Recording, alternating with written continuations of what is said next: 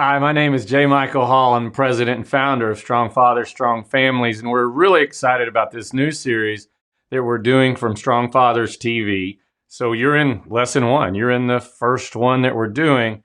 And as we have worked and trained fathers and professionals around the country and really around the world, we've always thought about what do we need to put in place to help parents understand all the foundations that we can lay out for you as parents. And so this is the first lesson of hopefully many that we'll be putting out. And we want to start at that basic level and talk about parenting for the long run. So many times people kind of just think, well, I can't wait to be a parent. And then we got a baby on the way and you get excited about the baby.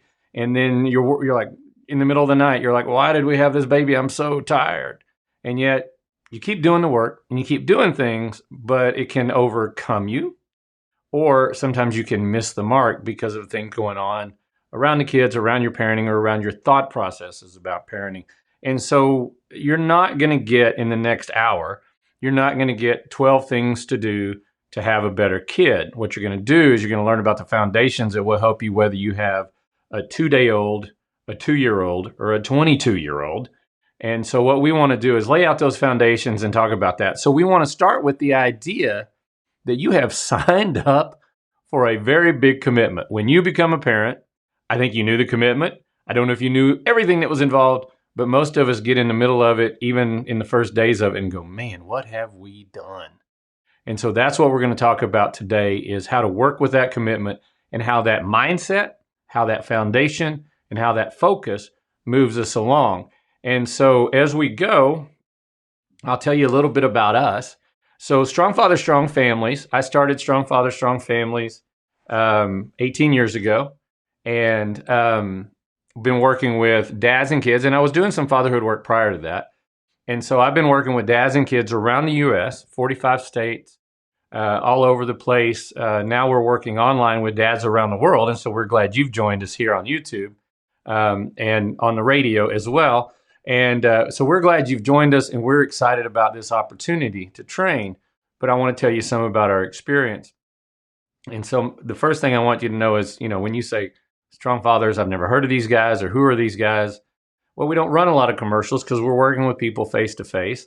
We're not a nonprofit, and so we're not asking for donations all the time. We work with nonprofits that sometimes ask for donations. But what we do is work with dads and kids a lot of times in education environments, social service environments.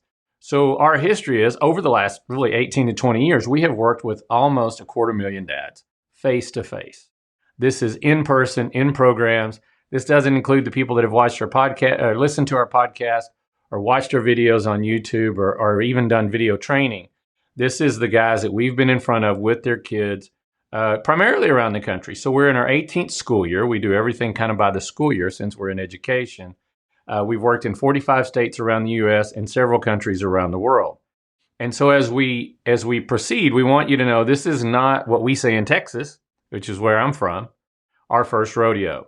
This is things that we've been talking about. The things that we're going to lay out are not only backed up by research, but they're backed up by practical experience that we have with dads and kids around the country and really around the world. And the reason I say that is some of this will be challenging to you. Some of this will be very new to you. And it is not just some idea I came up with.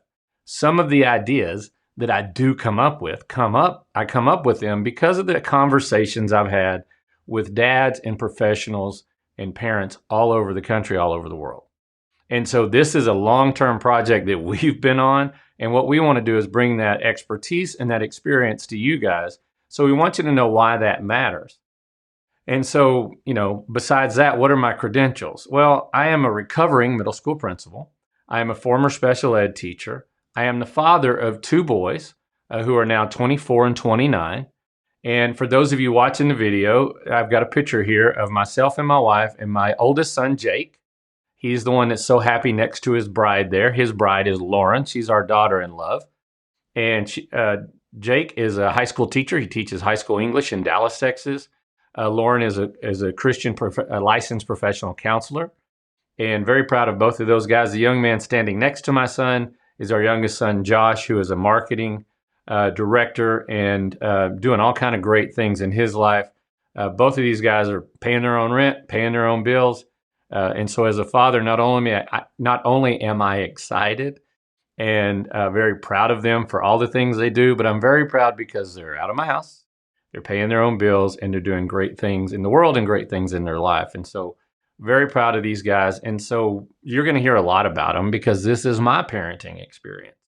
You're going to hear a lot about how my wife and I have worked together, or the struggles we've had as we've worked together, because those are the real stories that are my experience, that when I talk about them, I find that so many people have similar experiences. And so we want to lay that out. And I want you to know when I'm talking about my family, this is who I'm talking about. These are the guys.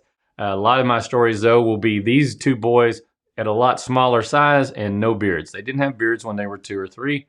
And those are some of the stories you're going to hear even today.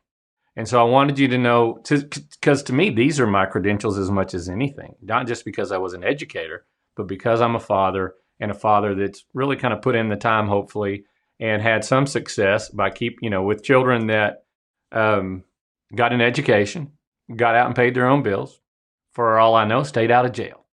And so I'm very proud of those young men.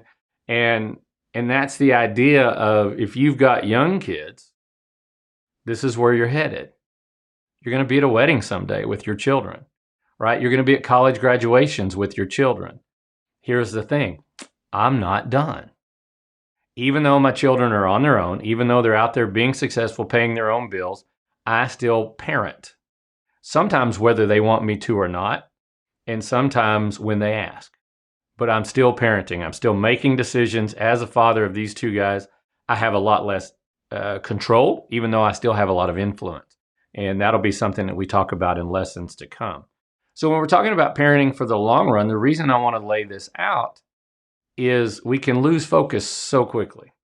We can lose focus about what we're trying to do and what we're trying to accomplish, because we can get so lost in the present stage of our children, or we can get so lost in just the day-to-day grind that we do as parents, or the day-to-day life that we find ourselves in, that is really kind of hard in general, but it's really hard when you're trying to raise kids. And so that's what we want you to understand is, again, part of that experience that we're bringing to the table is the fact that, yeah, parenting is not easy.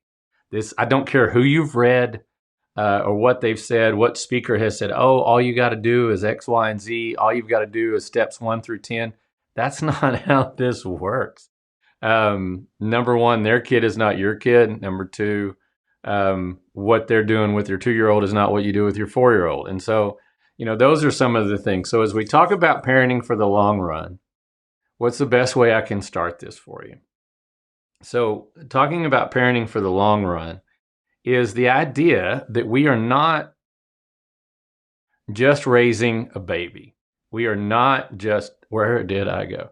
There we go. And what we're going to talk about is we're going to talk about setting a foundation for parenting your child through all the ages and stages. There's a lot of good education and information about what to do when a baby comes home. And man, you are ready to learn, and you have to be ready to learn because this child is waiting for you to help them survive. If they don't have you doing the job you need to do, babies don't survive. 2-year-olds, 4-year-olds, 14-year-olds, they tend to have some capacity to maybe make it on their own. Unfortunately, we've seen kids that have had to do that. But you get so much information kind of at the start of things, which is so important because of what you do at early ages has a huge impact on the rest of their life. But you're parenting the whole time. You're parenting through all these ages and stages. And what you need to understand is all of these have different parenting skill sets, parenting mindsets. But what we're going to be doing, instead of saying, okay, if you've got a 2-year-old, here's 2 things to do, 5 things to do, 10 things to do. What we're saying is, regardless of whether your kid is 2 or 12, these are the principles you use to parent, knowing that each situation and each kid will be different.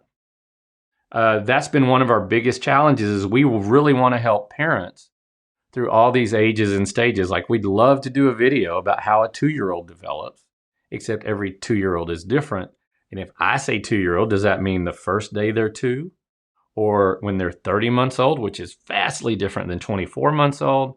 and or right before their third birthday, they've done amazing amounts of development between that very first day of being a 2-year-old and that last day of being a 2-year-old.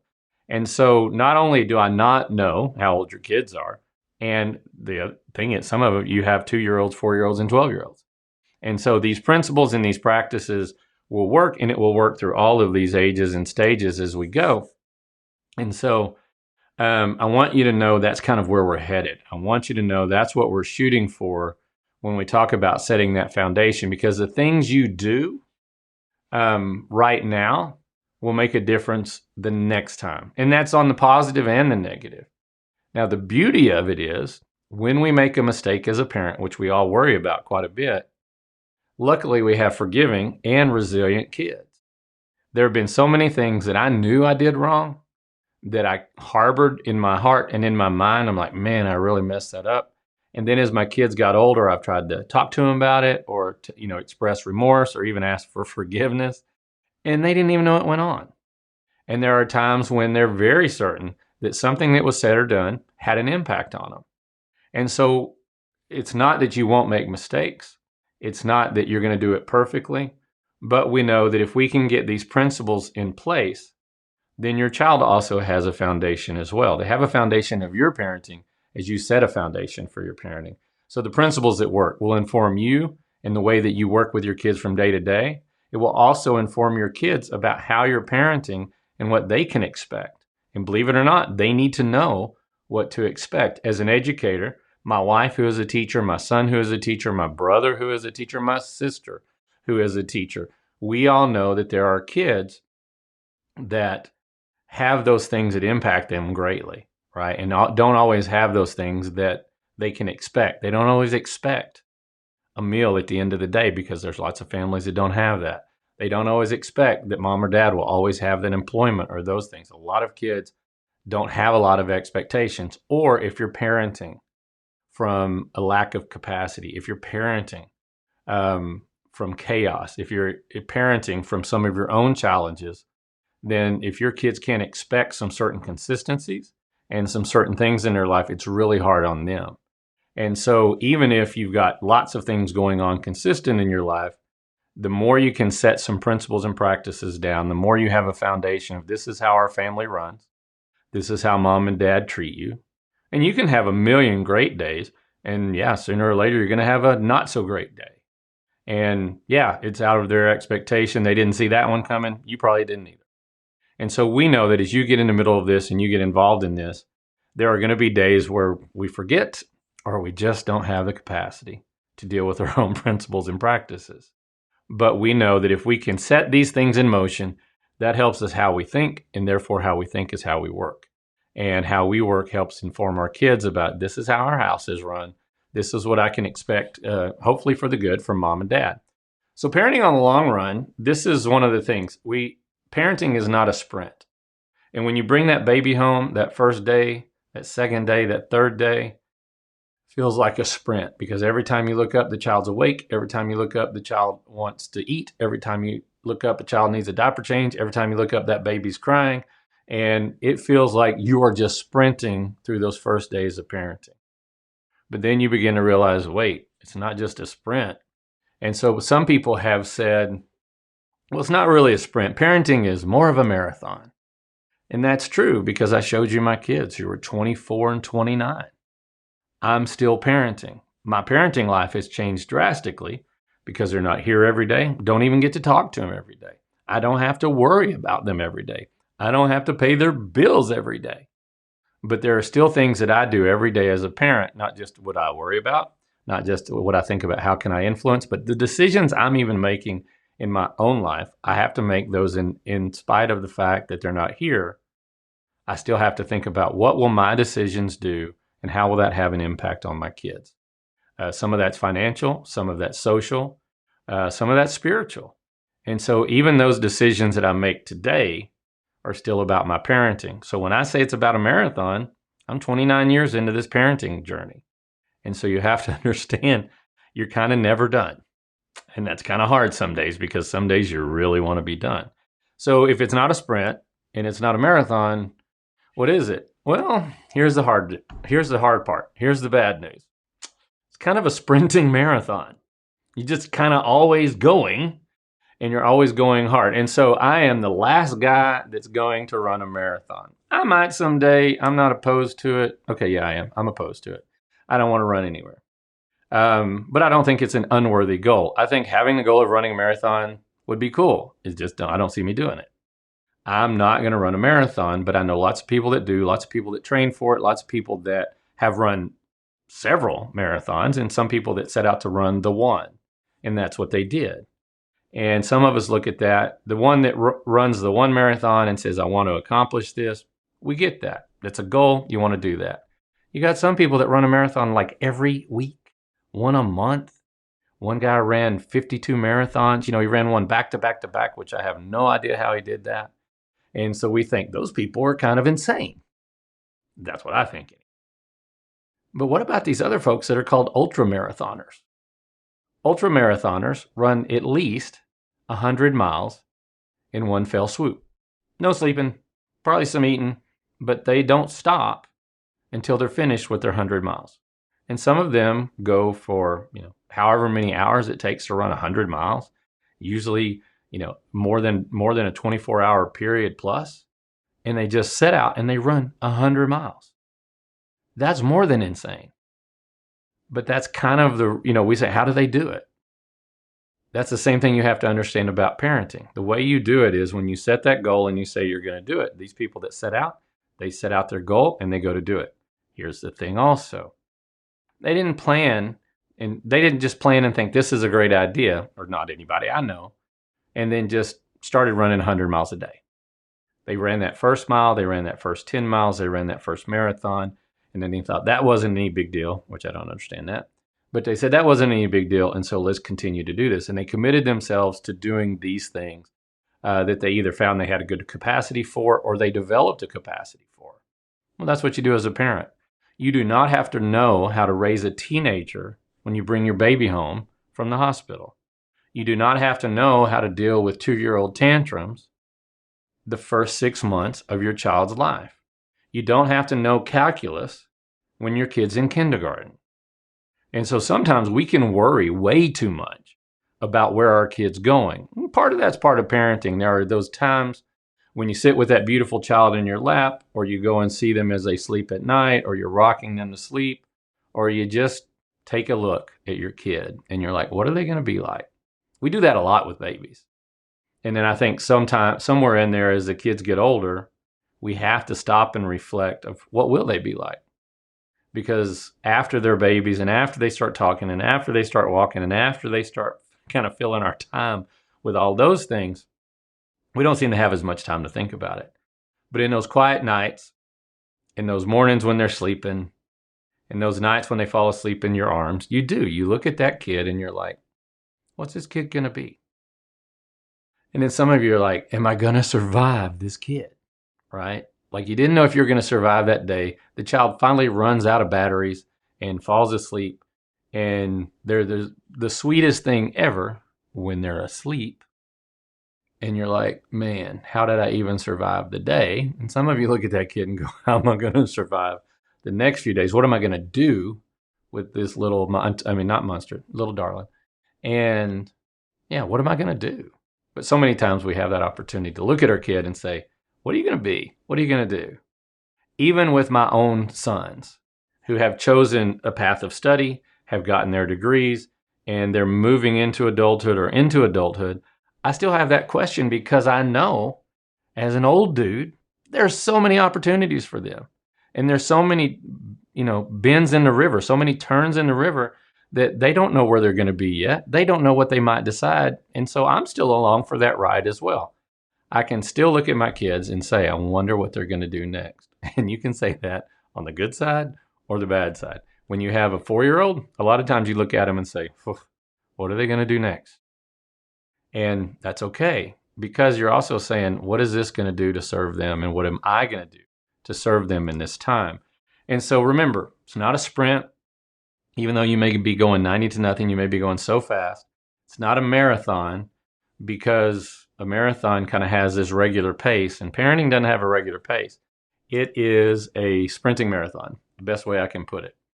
And so when I get into this and I get with parents that are so flustered, that are so frustrated, that are saying, I don't know what to do, or this kid's getting out of hand, or here's the thing. It is not our job as parents to raise a great 3-year-old or a great 2-year-old or a great 1-year-old or a great first grader or a great 5th grader.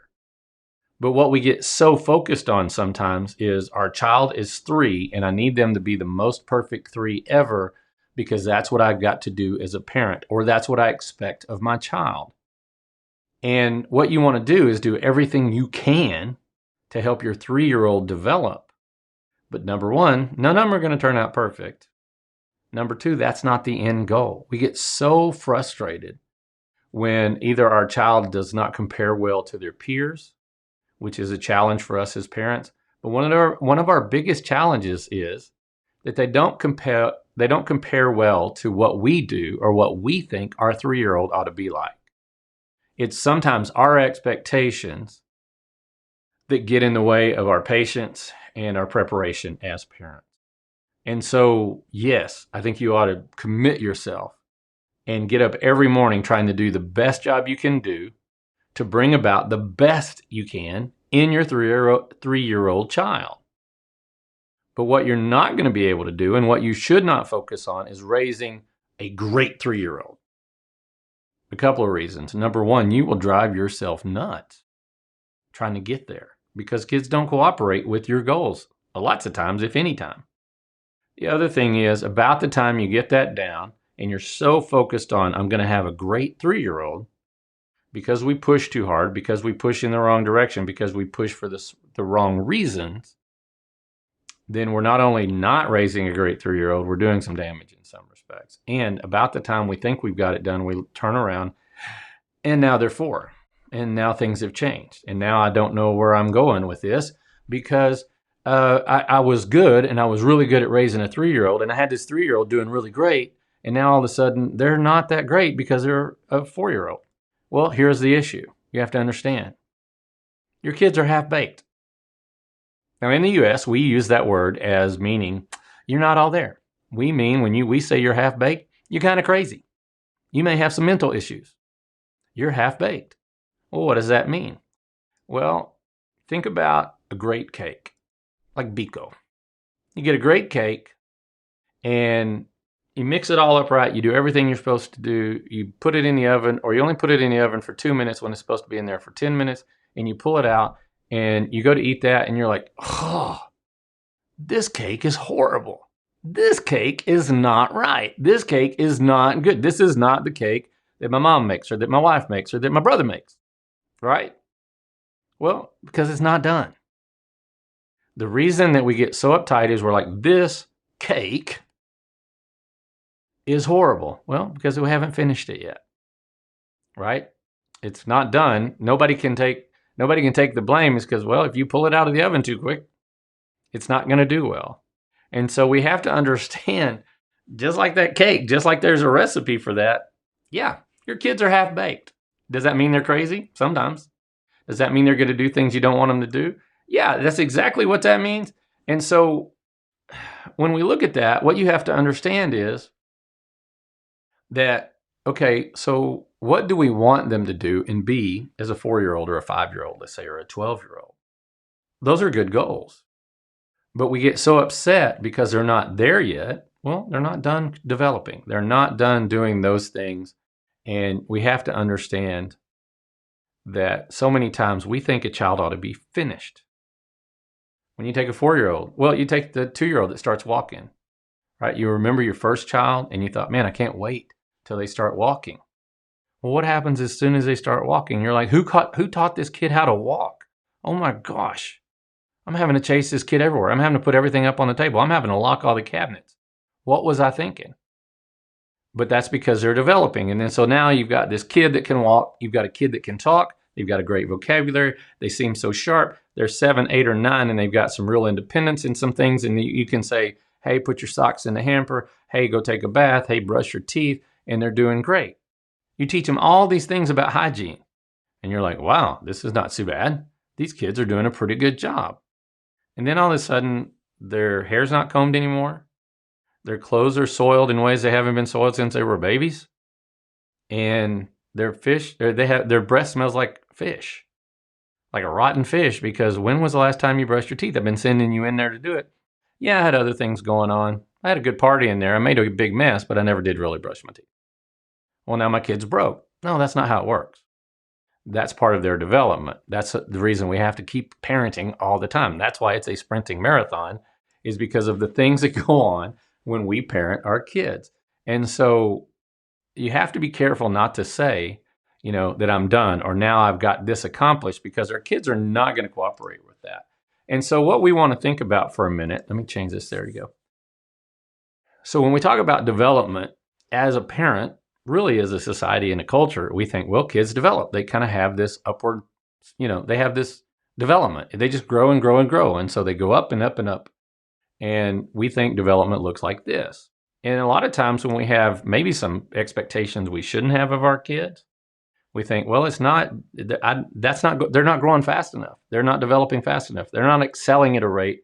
And so instead of having that gentle kind of development we want to see, we think we ought to be at 90 degrees. We think their learning curve ought to be straight up. And a lot of times we're putting a lot of pressure on ourselves as parents, and we're putting a lot of pressure on our kids because we think they ought to develop this way when nobody develops this way. The biggest prodigies on the planet don't develop in a straight line, not at an angle, or definitely not straight up. But we can get ourselves into a parenting frenzy about this is what you ought to be doing because I'm putting in the work and you seem capable, and so why is this not happening? See, it's not just the things that you expect. It's when you look at this kid and you think they seem quite capable. Why can't they do that? Well, then they may not be ready for that. And so we have to understand what development really looks like. And so I was able to work with a pediatrician here in the United States called T. Barry Brazelton. We called him the American's pediatrician. And he has this idea that development is not, a straight line. Development is not a straight up and down line for sure. But development, if we're going to understand it, looks a lot like this. And so you have this development and this growth, and then you have this plateau. And so we're pretty good with parents, when our kids are growing, right? When they're going up and growing up, we're like, wow, they're growing, they're doing well. That's what I wanted. We're also pretty good when our kids plateau a little bit because they're not going backwards. They've mastered, let's say they mastered walking, or they've mastered picking things up, or they've mastered, basic math. They've mastered kicking a soccer ball, or a football, or dribbling a basketball, or riding a bicycle. And so that's part of that plateau, is they gained a certain skill and they have it. They possess it and they're pretty good. And so that can be, like I said, walking and talking. That can be about hygiene practices that we talked about earlier. And so we're like, hey, this is pretty good. And then all of a sudden, what happened to my kid? We have this kid has gone from a toddler to a tornado. And the whole thing is, we think, well, they are growing. Oh, okay, so they've stalled out a little bit, but they're going to grow some more. And then we have this, what we would call disturbance. What is going on? So you take, one of my best examples is taking that baby in those first days and weeks when they're not sleeping. And they start sleeping maybe 2 or 3 hours. Then you get them to 3 or 4 hours. And then somewhere in there, you hit that wonderful magic moment when, for the most part, they're sleeping all night. You at least go to bed sometime the night before, and they sleep into the morning of the next day. And they're doing that pretty consistently. So after really a hard 1, 2, 3 months, sometimes 4 months, all of a sudden you finally make it through that. You get over some of that fatigue, and you know that when you go to bed, your kid's going to be asleep. The kid goes down to sleep. You got this thing. And as a first-time parent, you're like, I got this. That was really hard, but now it's all smooth sailing because, well, now they sleep. So now we're on to the next thing. And then somewhere around 10 or 11 months, the kid that was sleeping all night, the kid that you could put in the bed, and they would have a blanket, they would have a pacifier, they'd have their thumb, whatever they have, could find a way to soothe themselves and go to sleep. No big deal. You've been doing this for months now. And then all of a sudden, the kid's not sleeping. And not only are they not sleeping, now they're standing up in the bed because they've learned to pull up or they've learned to walk. And so now this kid won't go to sleep. And so the kid that wouldn't sleep, couldn't sleep because they were a baby, then learned to sleep and got pretty good at it, all of a sudden is broke. What happened to my kid? Nothing happened to your kid. Your kid learned to pull up. Your kid learned to walk. Well, when you learn to pull up and when you learn to walk, the world has changed drastically. Your viewpoint, you're not looking at the ceiling anymore. You're looking at eye level stuff. You're not just looking at what's over there. You can get there. And not only can you get there, you can get your hands on it when you get there. And so now, not only can I move and can I see things, but the world is now coming at this child at a much more rapid pace. And so any of you that have been in, not necessarily, well, traumatic events for sure, but just very busy events. If you've been in busy cities and there's noises and or you just been in like some kind of work process where you're just going hard all the time and there's things coming at you, it's hard to get to sleep that night because your mind is just racing with all the things it experienced. Well, that's what that young child is doing now. All of a sudden, things have picked up pace. Things are coming at them quicker, or they can get to them quicker. And now not only can I get to them quicker, I got a lot to think about. And so that kid is now not broke, but I can't sleep right now because all I can think about is getting out of this bed and going to do more stuff. Or all I can think about is all the things that came at me or that I went after today. Like the kid that chases the cat. Now they're obsessed with the cat. Where's the cat? I want to see the cat. I can now chase the cat. Give me the cat. Well, a month ago, 2 weeks ago, maybe a week ago, the cat was over there and I couldn't get to it. Now I can get to it. I've been thinking about that cat for a long time. Or now I think about the cabinets or the toys or all the things that are going on with that kid. So now they're not sleeping. So instead of us thinking the child is broke, we have to understand this is part of the process. Kids grow and develop, then they plateau, and then somewhere, and that plateau can be long, that plateau can be short, and then we get this other disturbance. And then we grow, we plateau, and then we get another disturbance. And so this goes on, guess what? For their whole life. There's some of these growth times and plateaus are really long, particularly when we talk about maybe first graders, second graders, kids in those elementary years.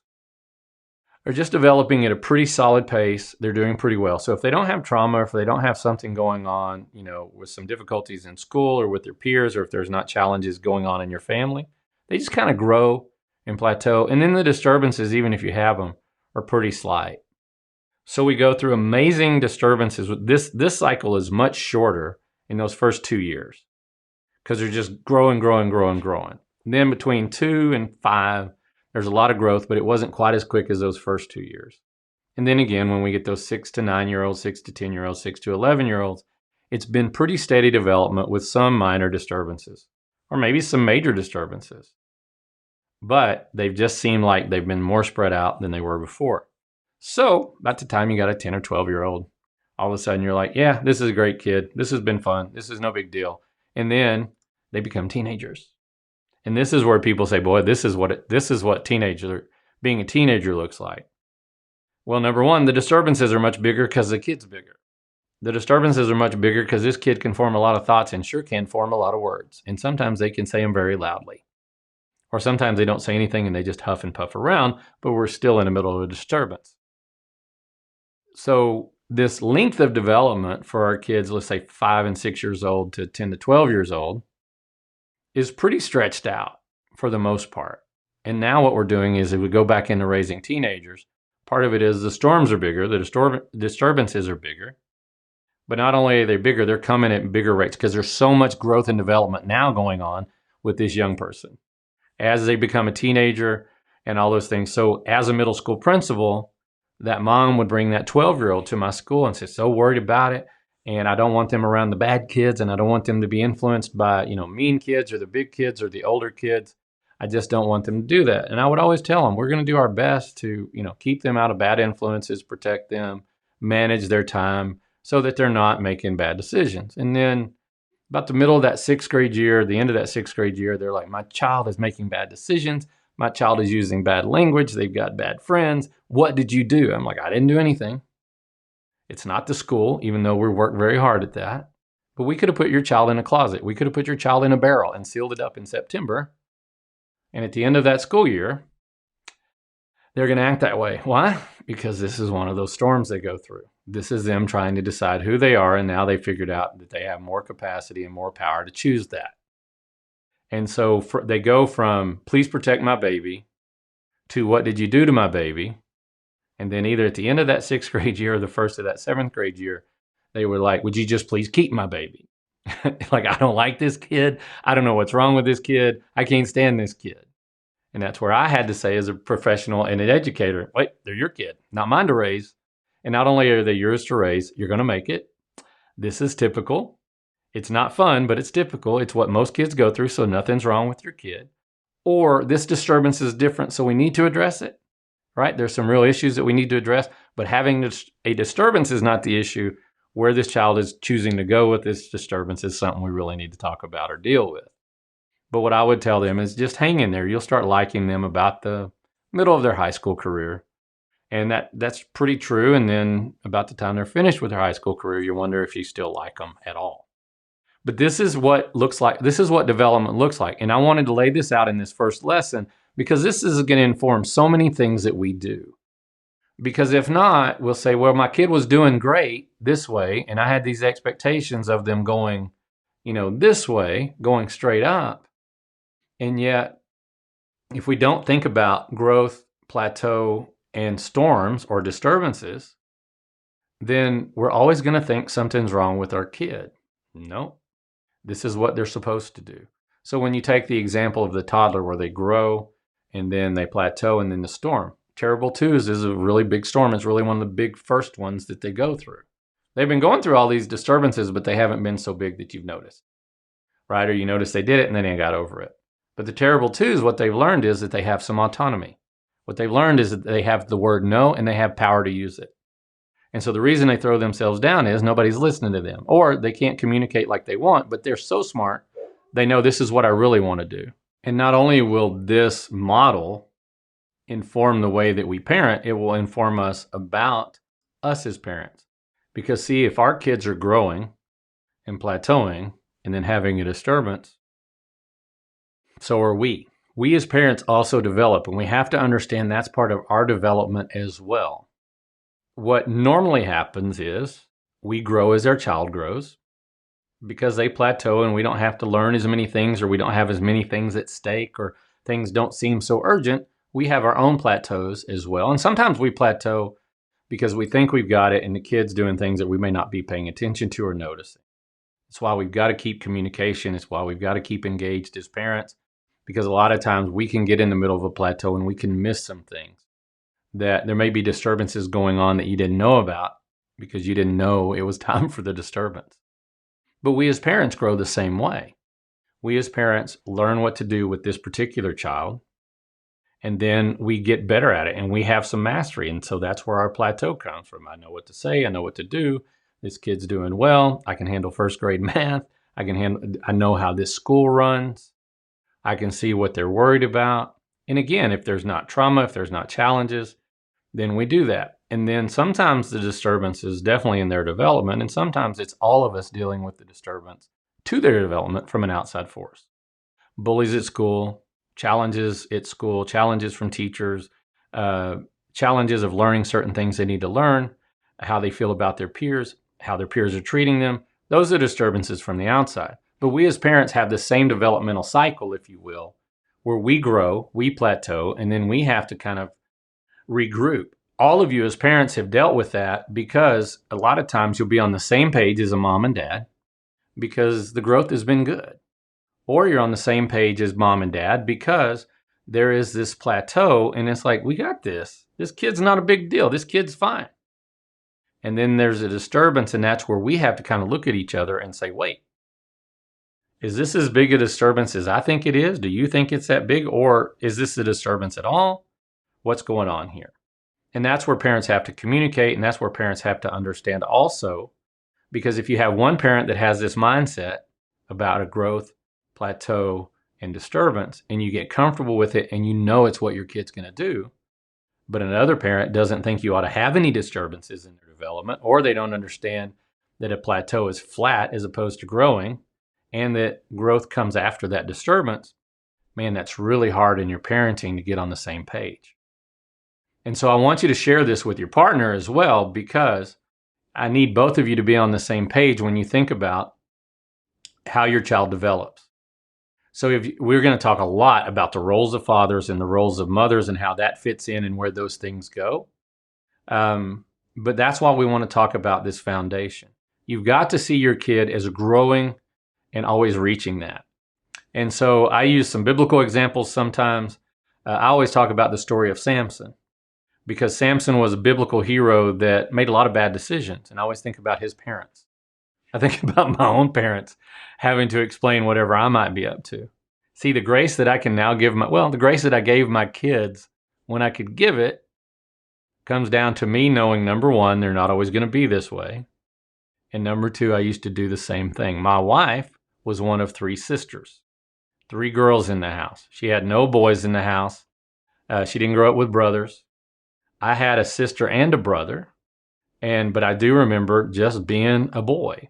And so as my kids grew up, about the time they would just drive me crazy, about the time I thought, what is this going on? I thought we had this figured out. I realized, wait, yeah, when I was that age, I was a heathen. When I was that age, I was a feral cat. When I was that age, I did the same thing, right? And then you begin to realize you have to reflect back on that.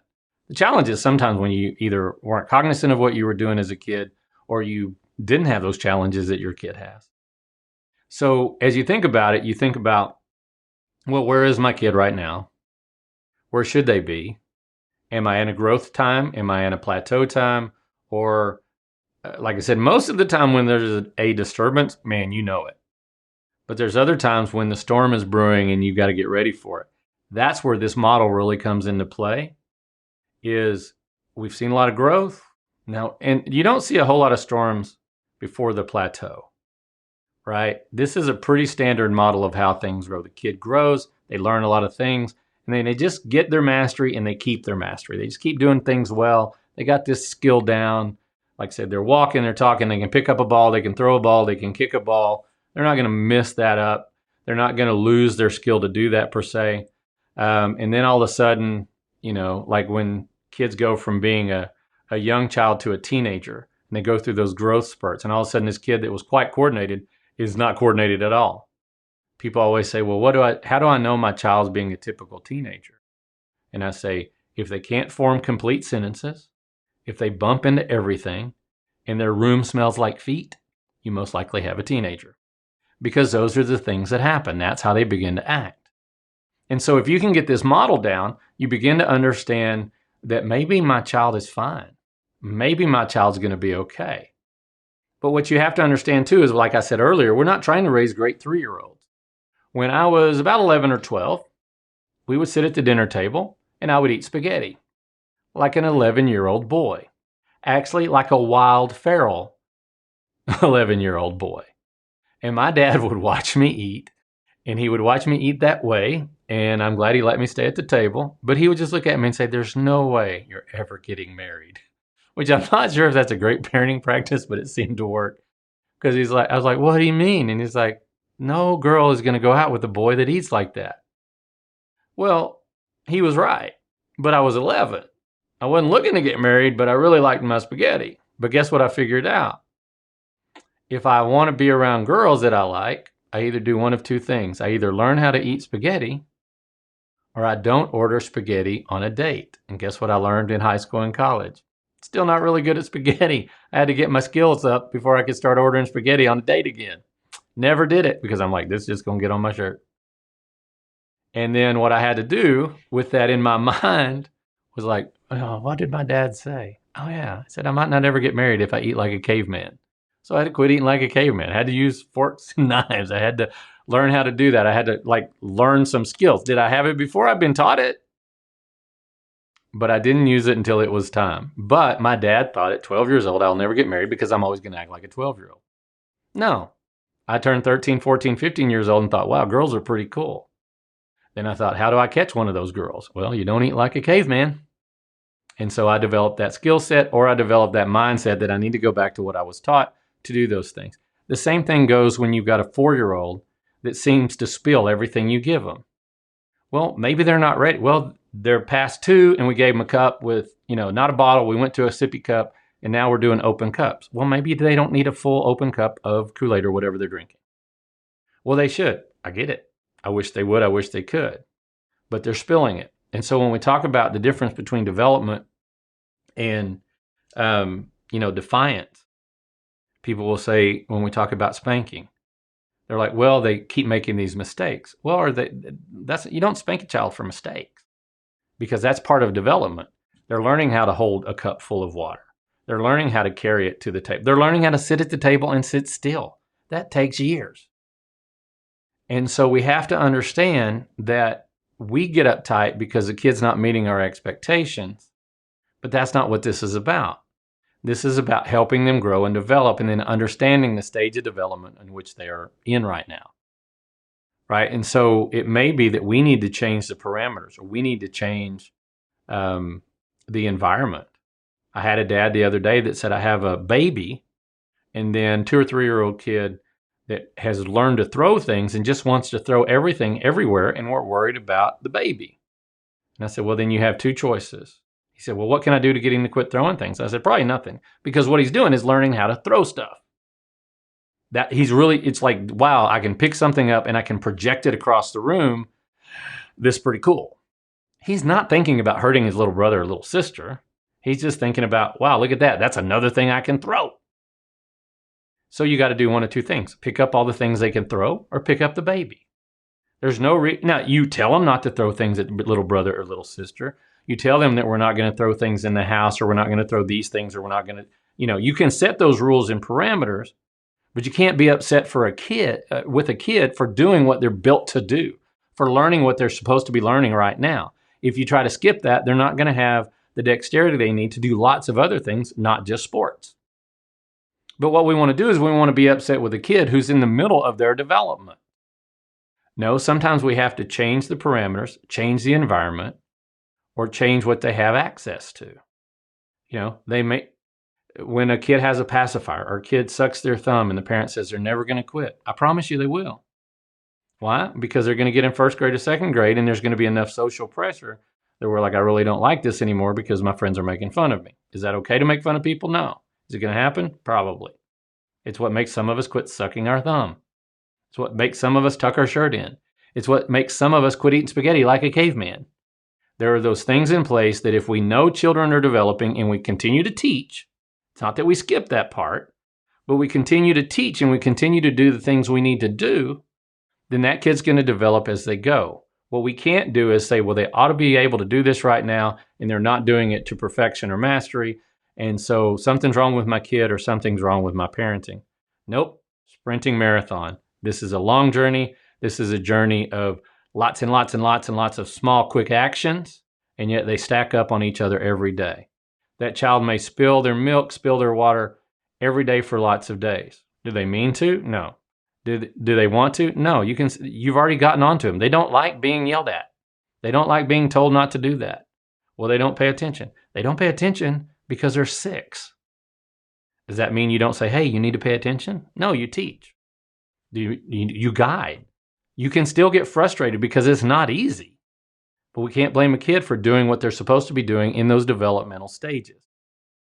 Now, goes back to the same thing about caveman and spaghetti. I had to make a decision. What do I want to do and how do I want to be to get to the next level? The same thing you've got to do. You got a 4-year-old or 5-year-old that can't seem to hold a cup without spilling it. Okay, then do you want to get there? Yeah, well, then you got to teach it. Then you got to work with them. Then you can't just give them a cup and let them go, or you can't say, yes, here's your cup, go anywhere in the house you want.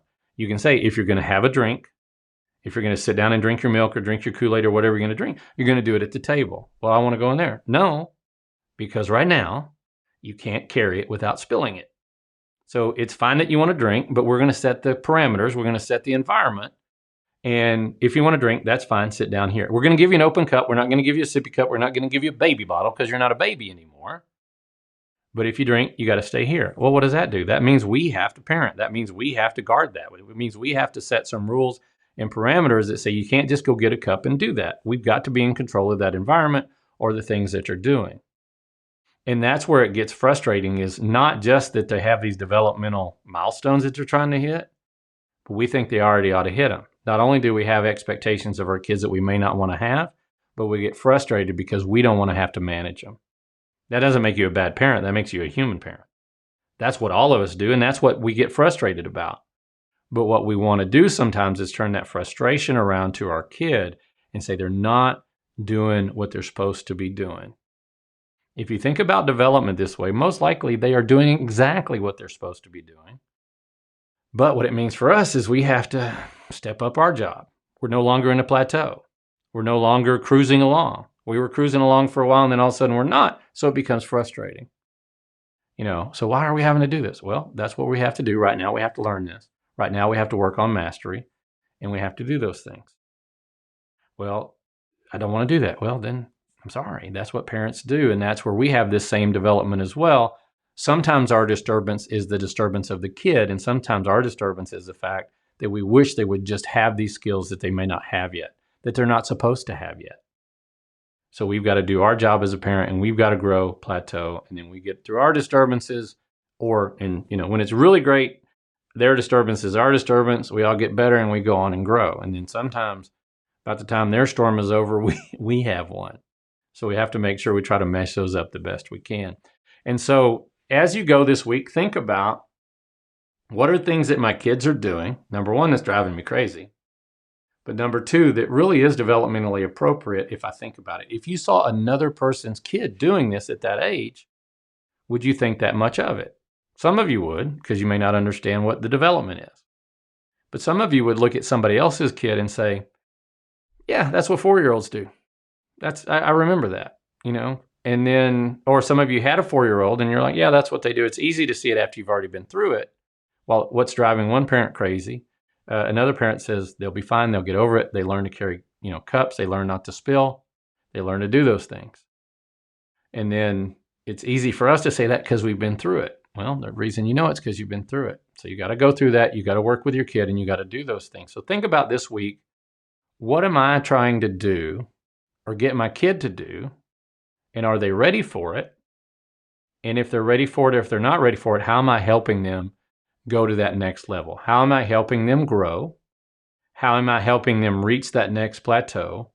Or how am I helping them, surviving with them, hanging on to them during this disturbance, right? That's our goal every time, is helping them grow, helping them plateau, or helping them get through the storms that come as they learn new skills. The disturbance comes because they're growing. It feels like regression because they had all these things, they reached a certain level while we're going backwards. Well, we're not. We're in that storm right now. We're going to go through these things. We're going to have to figure things out. It's not easy. It's not hard. It's not fun. But if we figure this out, then we can go on and grow again, right? What you have to understand, and we'll talk a lot about this in our roles as fathers, is if a kid has no frustration, if the kid is not frustrating, they're not learning. They're not growing. Frustration is inherent to learning. So if I'm going to learn something, I have to bump up against it and wrestle with it and try to overcome it. If there's no frustration, if there's no storm, if there's no disturbance, then you're not going to have growth. You can't get growth without dealing with those hard things you got to deal with. Your kid's not going to grow unless they go through those hard things. And part of our job as a parent is to endure those times, but also help them go through those times. Or as fathers, guide our whole family through those times of, we got spilled milk. Or maybe we don't do red Kool-Aid for a while because you can't carry red Kool-Aid. What you're going to spill it. We know you're going to spill it. We've tried everything, but it's going to happen. And so, we're going to get through it, but you're going to set those parameters and you're going to know that we're in a storm. It's not going to last forever and they're not always going to be this way. And so think about those things this week. I want you to think about what are questions that this brings up for you. A lot of times when we lay this out, we have a lot of questions about, we see the aha, but they're like, okay, but what do I do about that? And I may not be specifically answering what you should do with a 3-year-old, but it's going to go back to principles and practice. It's like, well, my kid's doing this, and so what should I do specifically to help my child quit doing this or to get past this? Well, I might be able to help you with that, but more so I might be able to help you to have a principle that whether they're doing it now at 3 or 13, that principle is going to be the same.